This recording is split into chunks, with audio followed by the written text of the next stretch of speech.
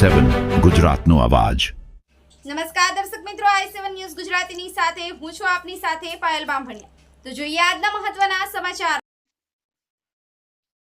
તારીખ 10/4/2026 રોજ આંકલાવ પોલીસને માહિતી મળે કે પરીક્ષિત પ્રવીણભાઈ ડાયાભાઈ મિસ્ત્રી રહે ગોત્રી વડોદરા ફતેપુરા માનપુરા રોડ નજીક આવેલ ફાર્મ હાઉસમાં કેટલાક પુરુષો ઈસમો તથા મહિલાઓ દારૂની મહેફિલ માણી રહ્યા છે।